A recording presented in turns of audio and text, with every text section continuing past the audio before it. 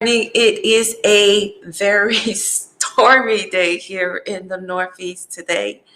We are going through the book of John, John chapter 10. We started almost in the beginning of the year, and I think that, we're continuing as we go along.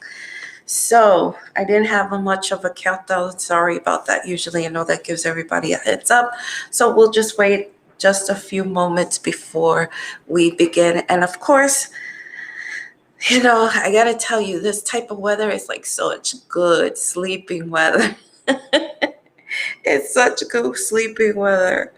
Took a little while for me to get out of bed. I don't know about you guys, but this is the type of weather that you're like, oh man.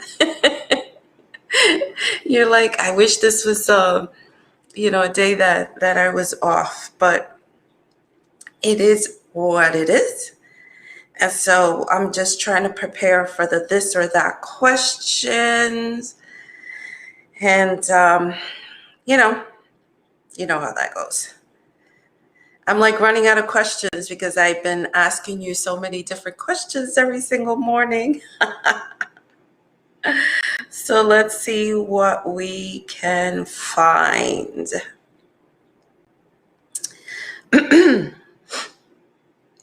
So welcome. Alrighty. So good morning, Marina. Good morning, Liz. Good morning, Laura Jean. Good morning, Teresa. Good morning, Johnny. Good morning, Sue. Good morning, Rose.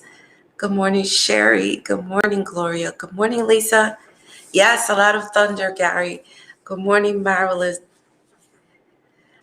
So I'm hoping that all the rest of you can hear me. I saw that Sue said she can't hear anything. I'm hoping that the rest of you can hear me. If you could just say yes, because maybe Sue will need to reboot. Okay. But I think I would have gotten other messages by now. Okay. Here is the question. Car or motorcycle? Car or motorcycle? Alrighty? That's the question for today. So we're going to read John chapter 10. We're up to verse 17. And this is beautiful. Listen to this. It's so beautiful. Listen to this. The Father has intense love for me because I freely give my own life to raise it up again. Verse 18. I surrender my own life, and no one has the power to take my life from me. I have the authority to lay it down and the power to take it back again. This is the destiny that my Father has set before me. I just want to look something up because I also want to read another part to you that I think is really interesting, but I just have to look up the verse for a second. It's John 15:13, which is a few, just 5 more chapters. We're going to go over there for a minute because I think this is so beautiful. John chapter 15:13. For I will do whatever you ask me to do when you ask in my name. And that is how, nope, I'm reading the wrong chapter. 15:13, sorry about that. It says, for the greatest love of all is the love that sacrifices all. And this great love is demonstrated when a person sacrifices his life for his friends. When I was reading chapter 10, that other verse, chapter 15:13, we're in the same book, the book of John. It came up, in my spirit while I was reading this. But, it's so beautiful when he says, the Father has intense love for me because I freely give my own life. Now, if you think about it, there's not a lot of people that you would freely give your life for. You just wouldn't do it. If you're a parent, like I am, I'm a mother, I would freely give my life for my children, right? My husband would probably freely give his life for me. So there are certain people that you love so intensely that you would give your life for them.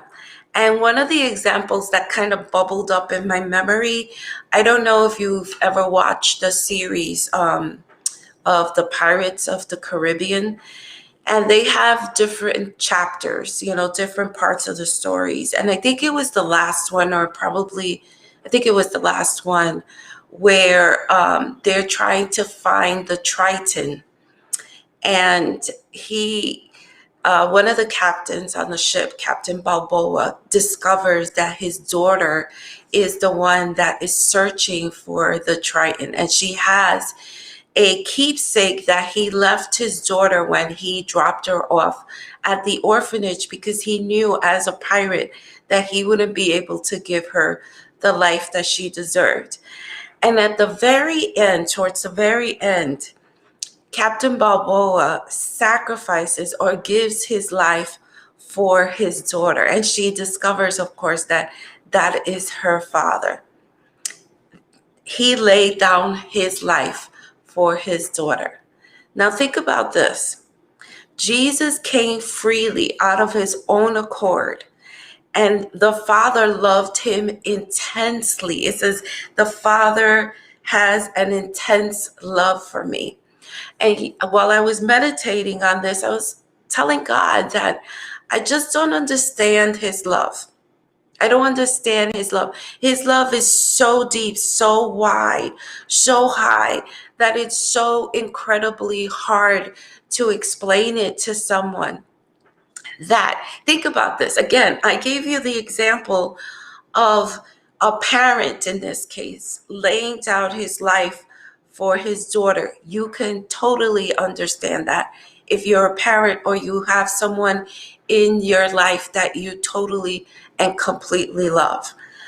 But to lay down your life for people that hate you, to lay down your life for a person that despises you, to lay down your life for a person that doesn't want anything to do with you, to lay down your life for someone that rather serve or rather worship something that's created than him, to lay down your life for someone that says you do not exist, to lay down your life for someone who says, I rather serve Satan than you. And yet that's what Jesus did. We did not deserve his laying down his life, but that's what he did. He laid down his life.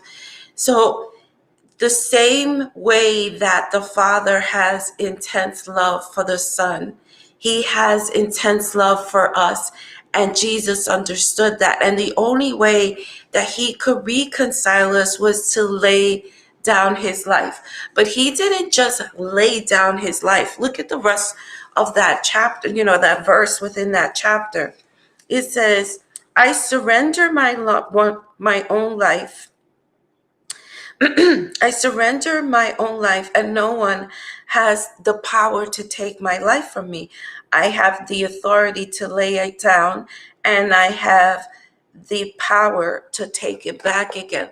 So what's interesting was that Jesus had the power, the authority to lay down his life, and he also had the power and authority to take it back.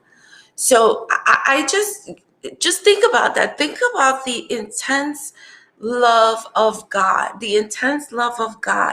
that he took and he just poured himself out. He gave his all. He gave, when the Father gave his son, his only son, it wasn't like he had 5 sons, but he gave his one and only son. And then Jesus, the Son of God, gave his all. He gave his life. He laid down his life in order for us to be reconciled. And I think that that is so incredibly amazing. And to give you more perspective, think of the one person that you dislike the most in your life. The person that has hurt you intensely, the person that you wish that you can, throw punch every once in a while, that person that really irks you inside, the person that you don't want to ever speak to again because they hurt you so deeply. And then ask yourself, can you die for that person? If you can make sure that they go to heaven, and you probably say they don't deserve to go to heaven, they probably deserve to go to hell. You know what? We all deserve to go to hell. But because of God's intense love for us, because of the intense love of Jesus for us, right? But think about it. Could you lay down your life for that person? And most of us, if not all of us, would be saying, nope, not going to do it. They don't deserve it. And we don't deserve it either. And yet Jesus laid down his life. That is how intense his love is. As a matter of fact, I love talking about the shack, because in one scene of the shack, he was sitting and he was talking to the spirit of wisdom, and she told him to make the decision of which of his children should go to hell. And it was so intense that at the very end, he said, just send me, just send me. And that's exactly what God did. He sent himself through Jesus because he couldn't bear to pass judgment for all. And so Jesus gave us a way. Jesus gave us the way to an eternity back with the Father, where we came from, because remember that we were a thought in the mind of God first. So we're going back to God. And that is such a wonderful, such a beautiful thing, the intense love that God the Father had for us, the intense love that Jesus had for us. And it kind of puts it into perspective when you think about it. It's such an intense, beautiful, unexplainable, unconditional love. That is what he did for us. That is what he did for us. And yet we're so haughty at times, and we're so arrogant at times, and we are so prideful at times that we do not grant the forgiveness to others. We do not love others unconditionally because they have hurt us. And that's all of us. And, part of really loving the way that God loved is a journey of obedience. It's a journey of obedience. Are there people that are toxic that cannot come back into our lives? Absolutely not, right? They should not come back in our lives, especially if you've been in an abusive relationship. There are certain relationships that you can forgive, but you cannot allow back into your life. But if you have contention still with different people in your lives, you are supposed to forgive. That is a mandate. It's not even a request within Scripture. If Jesus could do it, we could do it. We're supposed to be Christ followers. We're supposed to be like Christ, which means that, a lot of times we have to put our arrogance to the side, our haughtiness to the side, and our pride to the side, and say, yes, I forgive you. I might not be able to, allow you back into my life, but I do forgive you. And if you're the one who has to ask for forgiveness, then you do the same. You be just like what Scripture asks you to be. I pray that this blessed you this morning. The question for this morning was car or motorcycle. Let's see what the answer was. If I can get my mouse over to the side. Hold on just a second. Okay. So we have car. Good morning, Heidi. Good morning, Gert. Everybody said cars. Nobody said motorcycles. I like both. I'm really surprised. No motorcycle girls here, guys. Anyway, we'll be here at the same bad time, same bad channel, 7:30 a.m. devotional. We are here every single weekday. There is a we'll be here 7:30. Every 2 weeks, I have to change it to 7 a.m. on a Tuesday, but not tomorrow. So we'll be here at the same bad time, same bad channel. Don't let the rainy temperature get you down. Remember who lives inside of you. It says that the joy of the Lord is my strength. Just start to quote scripture, start to speak what you want to feel, even if you don't feel it right now. I say that in the I refuse to be depressed cards. Make sure you look at your cards, and look for those areas where you could repeat something positive. Remember, we're always repeating something positive. Alrighty? Have a great, fantabulous day. Love you guys.